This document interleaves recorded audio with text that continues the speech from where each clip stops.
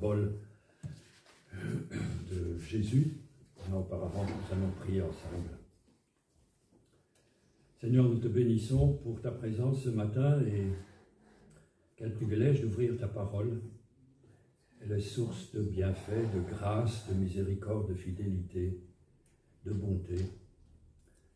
Et nous te demandons une chose, d'ouvrir notre esprit, notre intelligence, afin que nous puissions la comprendre et être enrichis. Enrichis pour ton nom, pour ta gloire, pour que ton règne vienne aussi, Seigneur. Au nom de Jésus. Amen. Une parabole de Jésus. Une parabole très connue, que vous avez certainement entendu méditer plusieurs fois. Ce message, je l'ai apporté il y a 15 jours à l'église de Dour. Mais d'abord, qu'est-ce qu'une parabole? En grec, c'est le mot parabolé, qui veut dire simplement exemple, comparaison, et c'est en relation très étroite avec le mot proverbe, proverbum en latin. C'est aussi une comparaison, c'est mis pour la parole, comparaison, exemple, afin de nous montrer quelque chose qui est droit, qui est stable. Alors pourquoi ces comparaisons, pourquoi ces exemples, pourquoi ces images? Parce que les choses célestes ne peuvent pas être comprises directement par l'homme pécheur. C'est pourquoi Jésus parle en parabole. Il nous est rappelé cela dans l'évangile de Marc au chapitre 4. Jésus parlait en parabole. Et Jésus dit ceci: le royaume de Dieu est semblable à. Donc il y a chaque fois une comparaison, du moins dans les paraboles qui concernent le royaume de Dieu. Et vous avez par exemple la parabole du grain de sénévé, la parabole du filet, la parabole de l'ivraie, du bon grain et de l'ivraie, etc. Mais il me semble que la parabole la plus importante et qui va donner une clé pour la compréhension du royaume de Dieu, c'est la parabole du semeur. Alors, parabole bien connue, sans doute que vous avez entendu beaucoup de fois, qui se trouve dans Matthieu 13. Mais avant la lecture, je voudrais faire un petit commentaire aussi.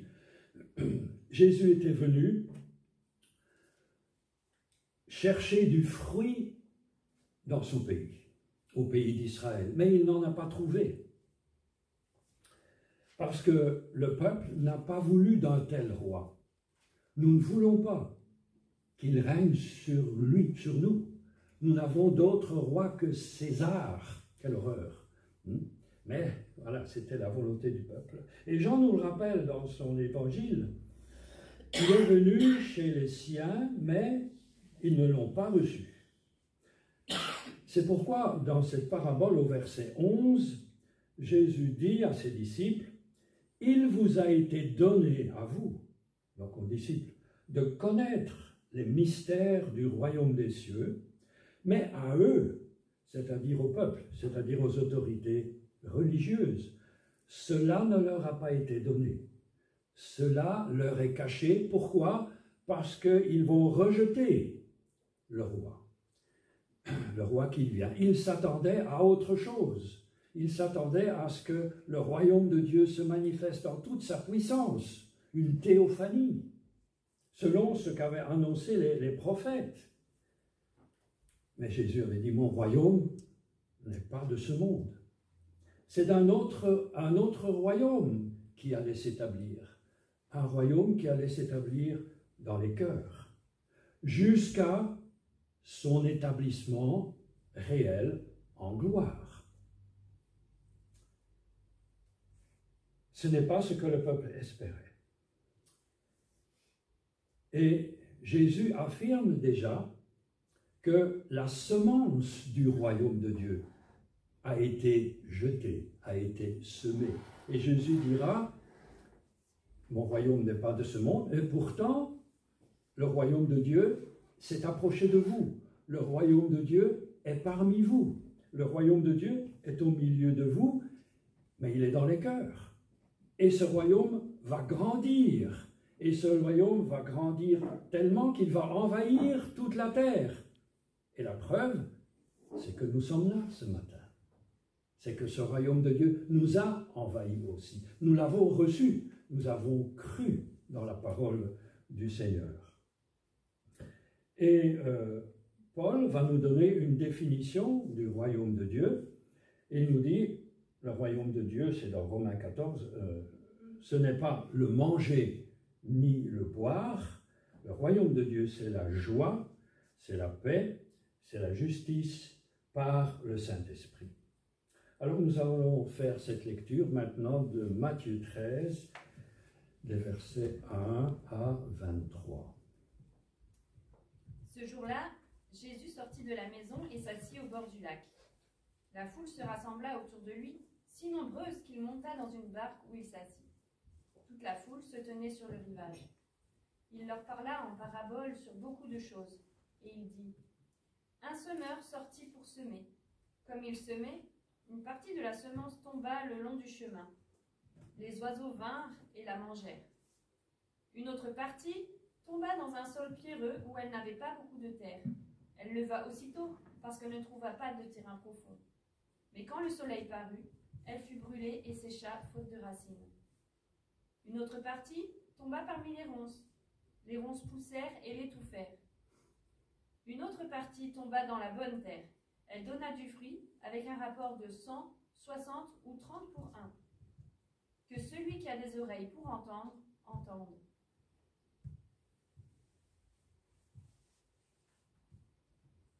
Je continue ? Oui. Les disciples s'approchèrent et lui dirent : Pourquoi leur parles-tu en parabole ? Jésus leur répondit : Parce qu'il vous a été donné, à vous, de connaître les mystères du royaume des cieux, mais qu'à eux, cela n'a pas été donné. En effet, on donnera à celui qui a, et il sera dans l'abondance. Mais à celui qui n'a pas, on enlèvera même ce qu'il a. C'est pourquoi je leur parle en parabole, parce qu'en voyant, ils ne voient pas, et qu'en entendant, ils n'entendent pas, et ne comprennent pas. Pour eux s'accomplit cette prophétie d'Ésaïe. Vous aurez beau entendre, vous ne comprendrez pas. Vous aurez beau regarder, vous ne verrez pas.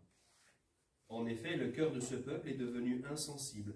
Ils se sont bouchés les oreilles et ils ont fermé les yeux, de peur que leurs yeux ne voient, que leurs oreilles n'entendent, et que leur cœur ne comprenne, qu'ils ne se convertissent et que je ne les guérisse. Mais heureux sont vos yeux, parce qu'ils voient, et vos oreilles, parce qu'elles entendent. Je vous le dis en vérité, beaucoup de prophètes et de justes ont désiré voir ce que vous voyez, et ne l'ont pas vu. Entendre ce que vous entendez, et ne l'ont pas entendu. Vous donc, écoutez ce que signifie la parole du semeur.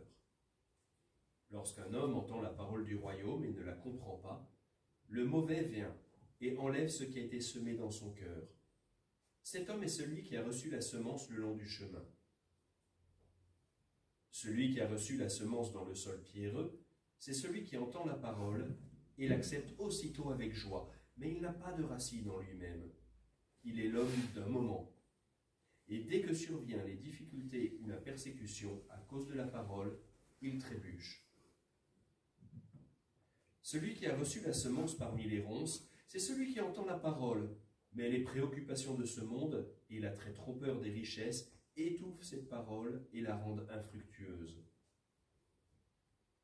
Celui qui a reçu la semence dans la bonne terre, c'est celui qui entend la parole et la comprend. Il porte du fruit avec un rapport de 100, 60 ou 30 pour 1. Merci beaucoup pour la lecture. Et vous aurez remarqué, vous savez que ces paraboles tournent autour de la vie économique, des problèmes de relations entre rois et serviteurs, entre maîtres et esclaves, de la vie économique, de la vie quotidienne. Jésus était issu d'une petite bourgade à cette époque, qui était Nazareth, et il était allé s'établir au bord du lac de Galilée, dont il est fait mention au début. Il s'assit au bord de la mer de Galilée, le lac de Génézareth, ou le Kinneret, comme on l'appelle aussi le lac de Tibériade, mais j'aime pas beaucoup ce nom-là parce que ça fait penser bien sûr à l'empereur romain Tibère, hein, il vaut mieux l'appeler le Kinneret ou le lac de Génézareth. Bon, soit. Et c'est une région qui était très fertile parce que c'est une terre riche. Et puis, il y avait deux activités principales dans cette région, il y a toujours d'ailleurs, la pêche, bien sûr, et l'agriculture. Une terre riche parce qu'une terre volcanique. Et nous voyons d'ailleurs les résultats, les moissons, le rendement que produit cette terre. Ce rendement nous est décrit dans le verset 23, pour terminer. Il porte du fruit, un grain en donne 100, un autre 60, un autre 30. C'est pas mal comme rendement. Hein? Et Jésus va utiliser donc ce qu'il vit, ce qu'il voit, la pêche, l'agriculture, pour faire des comparaisons et enseigner ses disciples et nous enseigner en même temps. La vie rurale dans laquelle il était habitué, l'agriculture, les semailles et la moisson, parce que l'un ne va pas sans l'autre. Les deux sont extrêmement liés, bien que étant tout à fait différents. Et je vais citer un exemple, et nous allons nous baser aussi sur ces deux versets du psaume 126, pour montrer ce lien entre le semail et les moissons, parce que si l'on sème, c'est pour récolter quelque chose. Hein. Ceux qui sèment avec larmes moissonneront avec chant d'allégresse. Celui qui marche en pleurant quand il porte la semence revient avec allégresse quand il porte les gerbes. Alors je vais relire ce verset. Il est tellement beau, tellement réconfortant. Celui qui sème avec larmes, ceux qui sèment avec larmes, moissonneront avec chant d'allégresse. Celui qui marche en pleurant quand il porte la semence, revient avec allégresse quand il porte les gerbes. Et il y a, vous remarquez, un contraste frappant, permanent, entre les semailles et la moisson. Ce sont deux moments qui se complètent, mais qui sont extrêmement différents. Les semailles, en Israël, ont lieu en automne, au début de la saison des pluies. Pas comme ici, on va semer au printemps, lorsque la terre est un peu réchauffée. En Israël, c'est pas pareil. Si vous semez en printemps, le printemps étant très court, ça va être brûlé tout de suite par l'ardeur du soleil, les températures qui montent très vite. Donc, on sème en automne, au début de la saison des pluies. Et c'est une activité qui est pénible, d'après ce que le psaume nous dit, ceux qui sèment avec larmes. En fait, ce n'est pas une activité difficile de répandre la semence. Ce n'est pas le geste. Peut-être qu'à la fin de la journée, on a mal au bras. Hein? Bon, mais ce n'est pas ça. C'est parce qu'on se rend compte que cette semence, elle est petite, elle est précieuse, et qu'il y a une énorme quantité qui va être gaspillée, qui va ne servir à rien du tout, qui va être perdue. Une énorme quantité, les 3/4 de la semence va être perdue. Et cette semence est si précieuse. On la sème à tout vent, mais on ne sait pas ce qui va en résulter. Chez nous, les terrains sont bien préparés, les terrains cultivables sont bien délimités, et puis à côté, nous avons une prairie, ou un terrain où l'on ne cultive pas. En Israël, à l'époque de Jésus, ce n'était pas pareil, en Orient, ce n'était pas pareil. Le terrain, il y avait de la bonne terre, il y avait aussi des pierres qui étaient recouvertes d'un petit peu de terre, il y avait aussi des buissons, il y avait des plantes qui poussaient, il y avait un chemin qui traversait le champ. C'est tout à fait normal. Donc ce n'est pas cette image qu'on nous présente souvent, sur un tableau avec un beau champ bien labouré et le semeur qui sème. Non, c'était pas ça. Hein. Voilà l'image. Nous transportons un peu dans cette période de Jésus. Donc il y avait des endroits qui étaient impropres à produire une récolte. Et Jésus va utiliser justement cette image pour faire ressortir les divers états du cœur de l'homme qui va accepter ou refuser cette semence divine, cette semence qu'il va apporter. Et Jésus va évoquer les différents dangers qui menacent cette semence. Elle peut être mangée par les oiseaux, elle peut être perdue sur le chemin parce que qui traverse le champ parce que c'est trop dur. Elle peut être étouffée par les épines ou par les mauvaises herbes. Donc il y a une multitude d'impondérables qui peuvent rendre nulle la semence. Et puis c'est pas tout. Il y a aussi en Israël, là c'est pas notre cas, mais il y a le problème de la pluie. Oui, la saison des pluies commence. Mais une fois qu'on a jeté la semence, on entre dans une période d'inactivité. Le semeur rentre dans une période d'inactivité, mais aussi d'angoisse, d'inquiétude. Est-ce que la pluie viendra en son temps? Est-ce que le vent du nord viendra en son temps? Est-ce que le vent du sud, le vent du désert, va venir en son temps?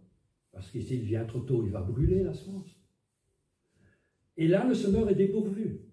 Il ne peut plus rien faire, sinon une chose, prier Dieu. Prier Dieu. Parce que c'est le maître. C'est le maître de la météo. C'est le maître du temps. Donc c'est lui. Tout est dans ses mains. Moi j'ai semé, mais je ne peux plus rien faire. Je m'attends à Dieu seul.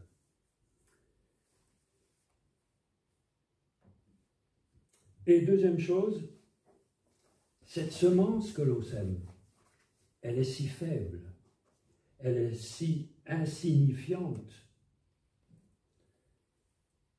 Voilà pourquoi le psaume nous parle du temps des larmes. Mais, par contre, si cette semence tombe dans la bonne terre, elle va produire du fruit. Et au dernier jour, au jour de la moisson, on verra les fruits, l'abondance que cette semence aura porté et on se réjouira. Matthieu 13, le dernier verset. Un grain en donne 100, un autre 60, un autre 30.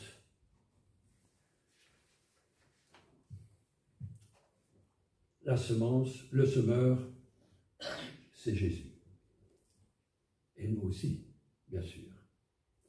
Mais d'abord, on va s'attacher à Jésus. C'est lui le semeur. La semence, c'est sa parole. C'est la parole de Dieu. J'ai dit que cette semence, elle était insignifiante, qu'elle était faible. Et c'est le cas encore pour ce monde d'aujourd'hui. La semence de Dieu, la parole de Dieu, qu'est-ce qu'elle devient pour ce monde? Elle est piétinée, elle est mise de côté, elle est rejetée, elle est humiliée. Et pourtant, pour le chrétien, cette semence, cette parole, elle est centrale, elle est essentielle. Et les réformateurs, d'ailleurs, ont remis à l'honneur, disons, ont redonné la place principale à la parole de Dieu dans le culte. Donc, pour que cette parole dans nos vies puisse produire du fruit, il faut un terrain, il faut que notre terrain soit bien labouré, bien préparé à recevoir cette parole. Il faut que notre cœur soit bien disposé à recevoir la parole de Dieu pour que cette parole germe et qu'elle porte du fruit dans nos vies. En regardant le monde, on pourrait croire que c'est un jardin magnifique, merveilleux. Et c'est vrai que la nature est belle. On vient de faire un petit voyage, on a découvert cette merveille de la nature. Mais quand on regarde ce qui se passe dans ce monde, quels fruits le monde il porte, où est-ce que nous pouvons trouver la paix, où est-ce que nous pouvons trouver la justice, où est-ce que nous pouvons trouver l'espérance, où est-ce que nous pouvons trouver la sagesse, la liberté? Nulle part. Et les hommes certains ont beau faire certains efforts pour amener ces choses, on ne le trouve pas. Il n'y a que cette parole, cette petite semence qui contient une puissance phénoménale qui peut changer la vie, qui peut changer le monde, qui peut apporter ce royaume de Dieu dans les cœurs. Seul le règne de Dieu dans nos cœurs le peut.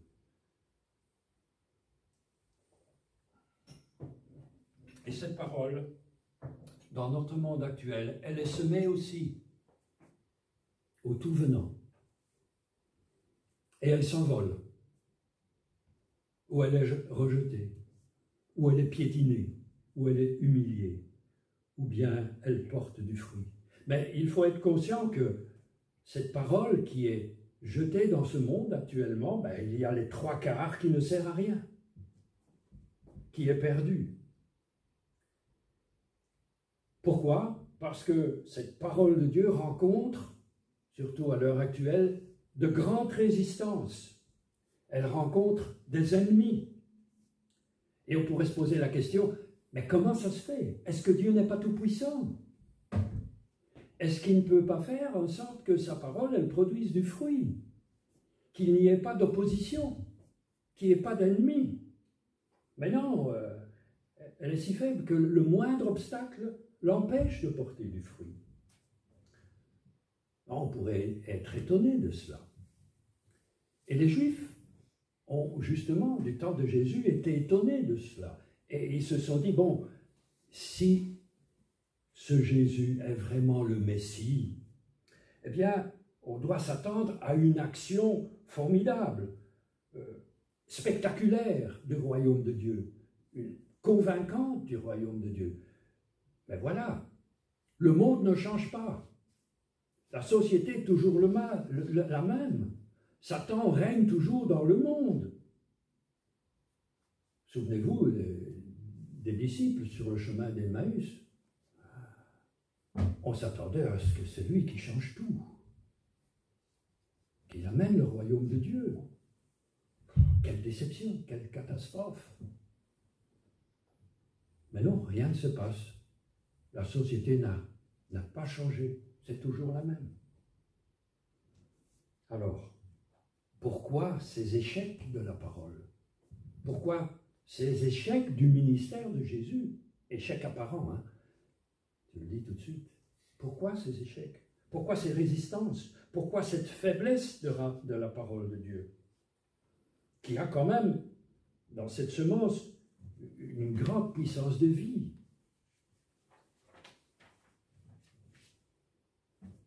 Même Jean-Baptiste a posé la question.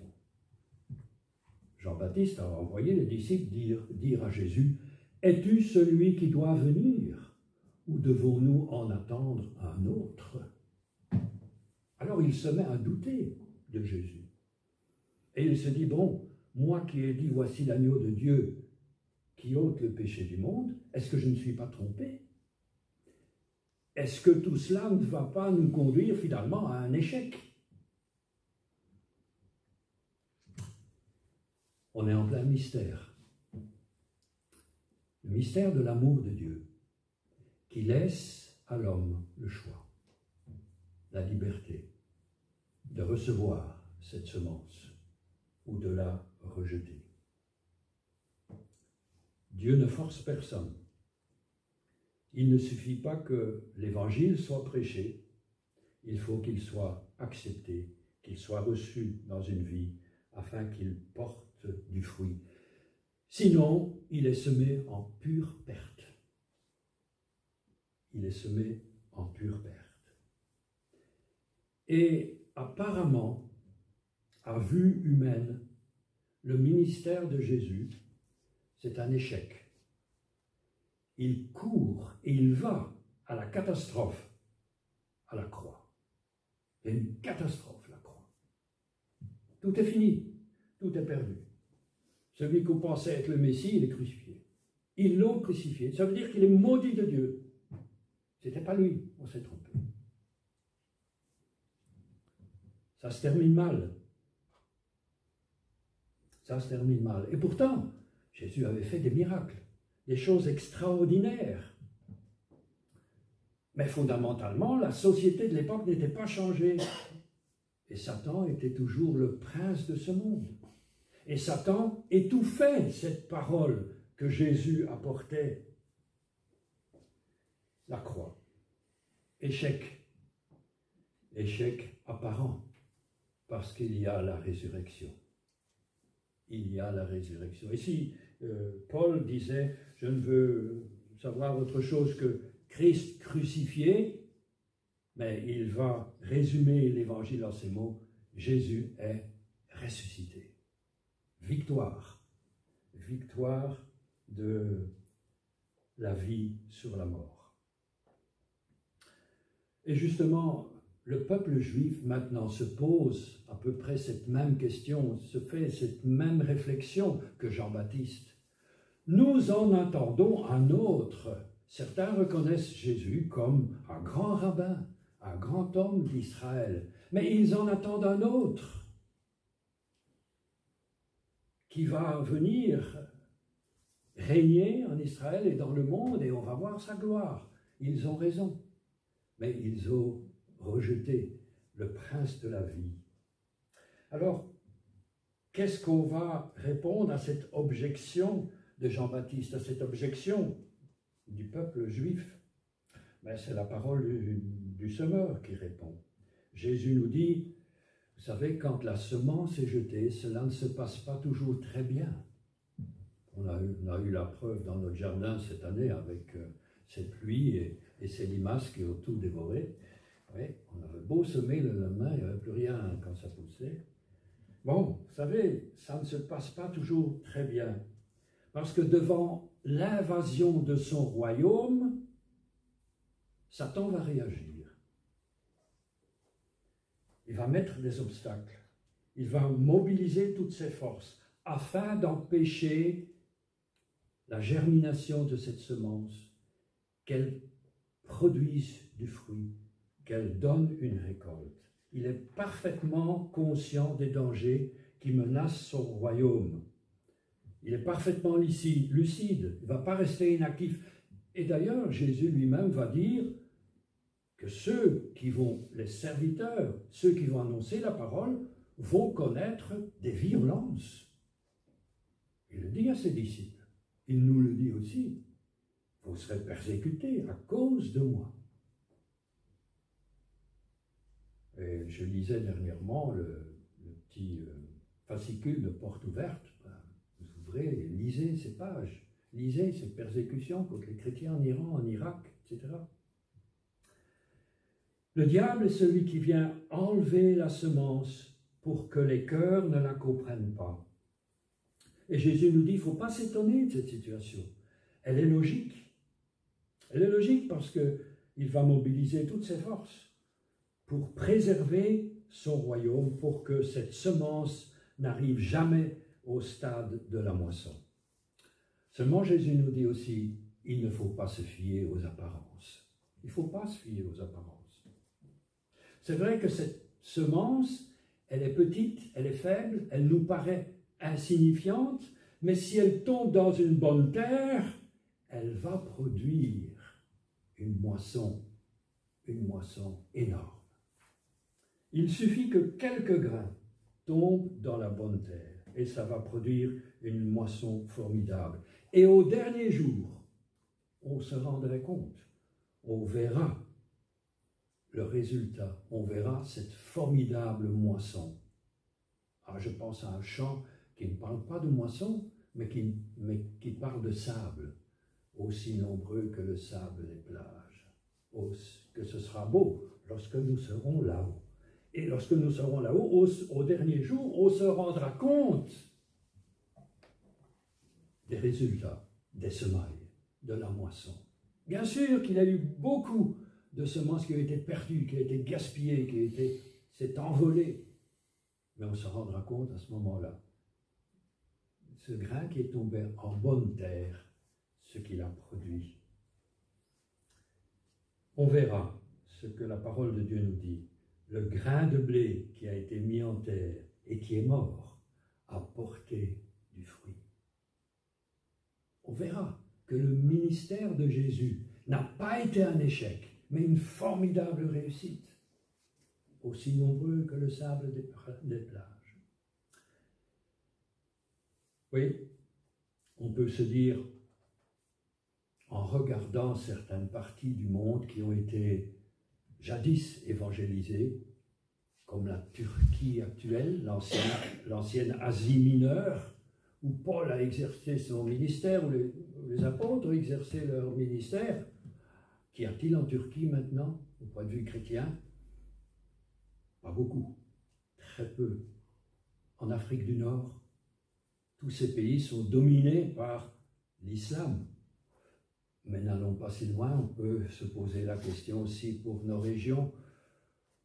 Moi, je suis originaire du Borinage, et quand on voit ces églises qui sont peu fréquentées, d'autres qui se ferment, on peut se dire aussi, alors qu'elles étaient pleines, ça a été un échec.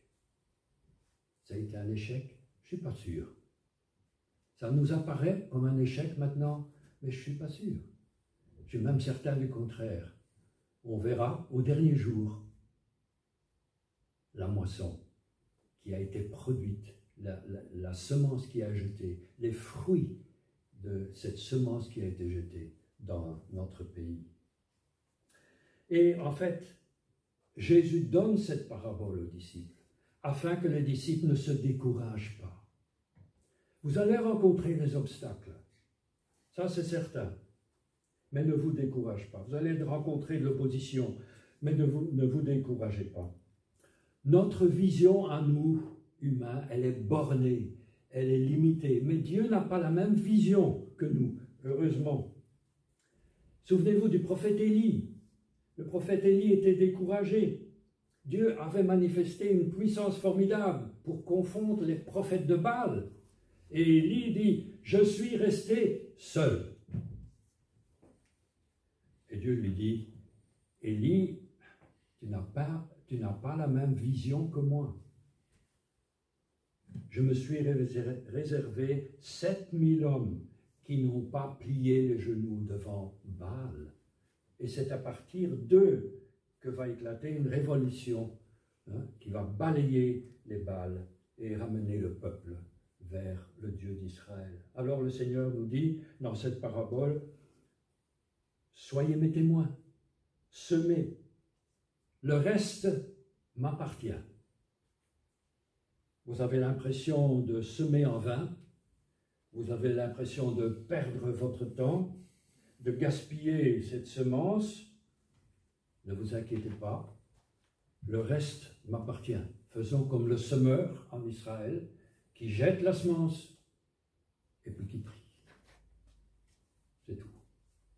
Alors, nous prions, nous avons jeté la semence pour peut-être nos enfants, nos petits-enfants. Nous ne voyons pas de résultats, ou bien nos amis, nos connaissances, nos collègues de travail, nous ne voyons pas de résultats. Ne nous inquiétions pas, ne nous décourageons pas. Le Seigneur nous dit dans sa parole, vous allez rencontrer des obstacles. C'est lui qui est le maître de la moisson. C'est moi qui fais croître. Peu importe celui qui sème, celui qui plante, celui qui arrose, ce qui compte, c'est que Dieu qui fait croître. C'est lui, ça lui appartient. Bon, j'ai parlé de l'adversaire, Satan, mais ne mettons pas tout sur son dos. Nous avons aussi, bien sûr, nos responsabilités. Parce que Dieu nous place toujours devant un choix. J'ai mis devant toi deux chemins, le chemin de la vie et le chemin de la mort. Moi, je te dis, je te conseille de choisir la vie. Choisis la vie afin que tu vives. Maintenant, voilà. C'est pourquoi Jésus dit dans cette parabole, au verset 9, que celui qui a des oreilles entende. Que celui qui a des oreilles pour entendre, entende. Et de même, lorsqu'il a expliqué la parabole aux disciples dans Marc 4, et il leur dit ceci, prenez garde à la manière dont vous écoutez. Prenez garde à la manière dont vous écoutez. Donc, chacun est invité à prendre conscience de sa décision par rapport à l'Évangile, par rapport à la parole de Dieu, parce que c'est du salut qu'il s'agit. Maintenant, je voudrais, pour terminer, en venir aux 4 terrains. 4 terrains différents dont il est question dans cette parabole. Le chiffre 4, le nombre 4, est un nombre qui est présent plusieurs fois dans la Bible. Par exemple, les 4 royaumes dans le prophète, la prophétie de Daniel. Mais aussi, ce qui est intéressant, lors du repas de Pâques, le Seder, il y a 4 coupes de vin. 4 coupes, bon, 4 coupes qui parlent de la rédemption, mais ce n'est pas notre sujet ce matin. Et lors de ce repas du Seder, le plus jeune de la famille est invité à poser 4 questions au père. 4 questions différentes sur cette sortie d'Égypte. Par exemple, en quoi cette nuit est-elle différente de toutes les autres nuits? D'habitude, on mange des légumes, ici on mange des herbes amères, pourquoi? Donc, il y a 4 questions différentes. Pourquoi ces 4 questions? Parce que le père a l'obligation de raconter avec conviction la sortie d'Égypte, ce qui s'est passé. Et nous trouvons donc cette obligation dans le livre du Deutéronome au chapitre 6. Ces commandements que je te donne seront dans ton cœur. Tu les inculqueras à tes enfants. Remarquez l'emploi du mot inculquer. Tu les inculqueras à tes enfants. Tu en parleras quand tu seras dans ta maison, à table, quand tu iras en voyage, quand tu te coucheras et quand tu te lèveras. Ces commandements, tu les liras comme un signe sur tes mains et ils seront comme des frontaux entre tes yeux. Tu les écriras sur les poteaux de ta maison et sur tes portes. Autrement dit,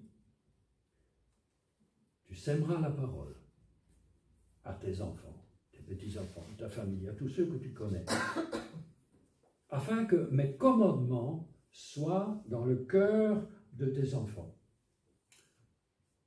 Afin que ceux que tu côtoies, que tu connais, deviennent des enfants de Dieu, des fils et des filles de Dieu. Et nous voyons que cette semence divine, elle est source d'engendrement. Elle va faire de celui qui accepte cette semence, cette parole, des fils et des filles de Dieu. Autrement dit, tu leur donneras le pain du ciel. Parce que c'est ça, la semence de Dieu, la parole de Dieu. C'est le pain du ciel. Et vous savez, je le rappelle, sur la table du Shabbat, il y a 2 pains. Il y a le pain de la terre, qui représente la nourriture, qui présente les habits, les vêtements, qui présente la maison, hein, tous les biens matériels que Dieu accorde. Mais il y a aussi le pain du ciel. Et l'homme ne vivra pas de pain seulement, donc du pain terrestre, mais de toute parole qui sort de la bouche de Dieu. Tu en parleras quand tu seras à table dans ta maison. Jésus parlait souvent à table. Hein? pas si vous avez remarqué, dans Luc 7, verset 36, je pense, un pharisien invite Jésus à manger et lui pose des questions. Et Jésus l'enseigne. Et Jésus se trouve à table avec des pécheurs. Ah, ça ne plaisait pas aux autorités religieuses, aux scribes, aux pharisiens. Hein. Il s'assemble avec des pécheurs, avec des gens de mauvaise vie. Et qu'est-ce qu'il fait à table? Il les enseigne. Il les enseigne. Il leur donne la parole de Dieu. Il leur donne le pain du ciel. Il leur donne le pain de vie. Et je me suis posé aussi cette question.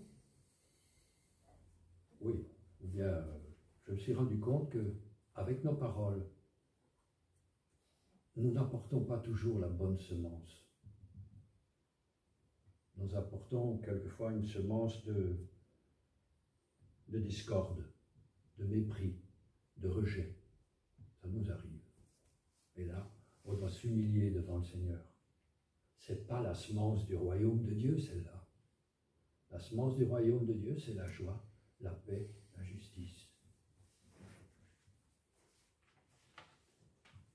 Jésus compare ces 4 terrains à 4 personnes. Bon, pour nous transposer un petit peu au temps de Jésus, Jésus était un rabbin. Je dirais même un rabbin ambulant, comme tous les rabbins. Bon, les rabbins passaient leur journée à travailler, parce qu'il fallait bien s'autofinancer, il fallait se vêtir, il fallait manger. Et après leur journée de travail, ils allaient dans les rues, ils allaient à la synagogue ou à la maison, dans une maison, et ils enseignaient le peuple. Et Jésus faisait la même chose. Et nous retrouvons Jésus, par exemple, quand c'est à Jérusalem, près du temple, sous le portique de Salomon, par exemple. Et là, qu'est-ce qu'il faisait? Il enseignait. Il enseignait les gens qui passaient, les passants, aux tout venants. Il distribuait la semence, il distribuait la parole de Dieu. Alors, il y a certains passants qui écoutaient d'une oreille distraite, et puis qui haussaient les épaules, qui allaient plus loin, en écoutaient un autre, et puis ils rentraient à la maison. C'était la semence qui était distribuée le long du chemin, mais qui n'avait aucun effet. Et puis il y en avait d'autres, ce que j'appellerais des disciples occasionnels,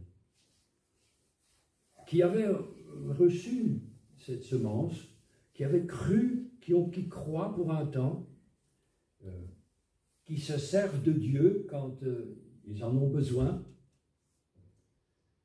qui, dans une occasion ou l'autre, se rendent à l'église, mais qui ne persévèrent pas dans la prière, qui ne persévèrent pas dans la communion fraternelle, qui ne persévèrent pas dans l'enseignement, dans la parole de Dieu, et qui se laissent facilement attirer par les distractions, par les plaisirs de la vie, par la séduction des richesses, comme le dit le texte, par la convoitise.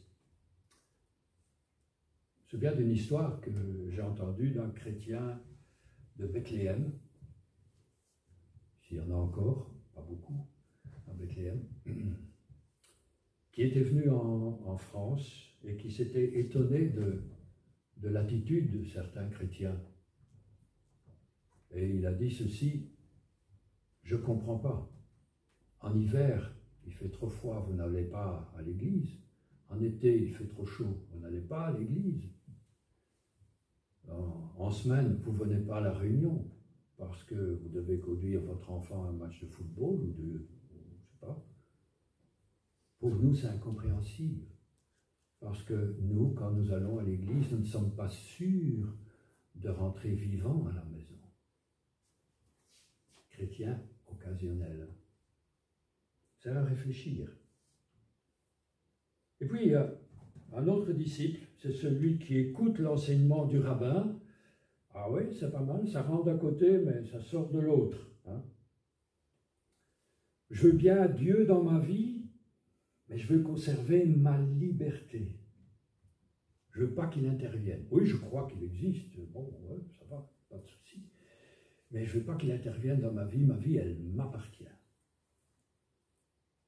Ou bien, bon, je crois en Dieu, oui, mais tant que ça marche, ça va. Mais si les difficultés arrivent, là, je vais voir ailleurs. Je ne persévère pas, je vais voir ailleurs. Et enfin, il y a un autre disciple, c'est le 4e disciple, celui que je dirais le disciple accompli, celui qui reçoit la parole, le bon terrain. Et le juif prie de cette façon, « Éternel, donne-moi un cœur bon. » Un cœur bon pour que ta parole fasse de l'effet en moi. Que j'accepte ta parole et qu'elle produise du fruit. Le disciple accompli, c'est celui qui devient comme son maître, qui est en communion avec lui. C'est comme dans la Bible, il est question de citernes, des citernes crevassées qui ne retiennent pas l'eau, mais une bonne citerne qui ne perd pas une goutte d'eau, donc qui ne perd pas une goutte de la parole de Dieu. Et ce disciple-là va devenir comme son maître et va peut-être pouvoir enseigner comme le faisait son maître. Il va être à l'état, comme le dit Paul, d'homme fait, d'adulte, de ne pas rester un enfant, mais devenir des hommes faits dans la foi, dans le jugement. Il va devenir une construction, puis pierre après pierre, une construction, et comme le dit le texte de l'Apocalypse, une colonne dans le temple de mon Dieu, une colonne dans le temple de Dieu. Il était remarqué aussi que Jésus ne met pas tellement l'accent sur la connaissance, mais sur la pratique. Mettez la parole en pratique, nous dit Jacques. Ne vous contentez pas de la connaître, hein, mais il faut la mettre en pratique. Et Jésus mettait cette parole en pratique. Et si nous mettons cette parole en pratique, nous devenons des disciples accomplis, du bon terrain qui va produire du fruit. Je termine. Quand on a ce cœur bon, quand on a reçu cette parole, quand on a été touché par la grâce de Dieu, alors on se rend compte que cette semence, elle n'est pas faible, elle n'est pas insignifiante, mais qu'elle a une puissance formidable, capable de changer nos vies, comme elle a changé la vie de Paul, comme elle en a changé bien d'autres. Et alors, on ne permettra pas à un oiseau de venir chipper un grain de cette semence. Et le psalmiste dira, « Je serre ta parole dans mon cœur afin de ne pas pécher contre toi. » Remarquez comment se termine cette parabole. Par des paroles de défaite, par des paroles d'échec, pas du tout, par des paroles de victoire. Il porte du fruit et un grain en donne 100, à un autre 60, à un autre 30. Alors, semons. Ne soyons pas découragés par les obstacles qui peuvent se présenter. Ne soyons pas comme Élie, assis sous le genêt.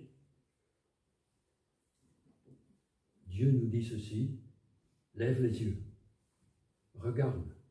Déjà les champs sont mûrs pour la moisson. Et un jour, tu auras semé avec larmes, dans les larmes, mais tu te réjouiras avec ceux qui moissonnent. Oh, que ce sera beau. Alors, ne perdons pas notre temps.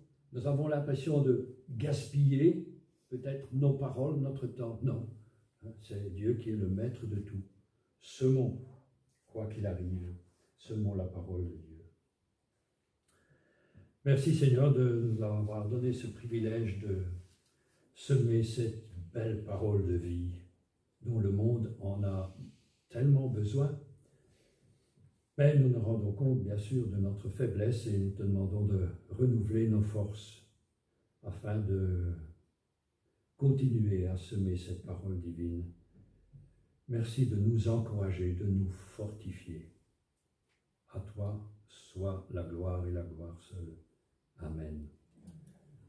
Est-ce que vous connaissez ce chant dans les ailes de la foi? C'est le 349, je pense. 434. Comment? 400. Ce monde, c'est ça? Ce monde est l'aurore? Non? Ah non, c'est pas celui-là que... Ah bon, enfin, Non, mais non, c'est pas ça. Non, c'était lequel que tu cherches? je crois que c'était le 349. Ce monde est que le soleil brille. C'est ça? Oui. Ah, on peut chanter les deux, hein. Oh, vous connaissez ça? Oui. Oui, hein? Bon, on va essayer.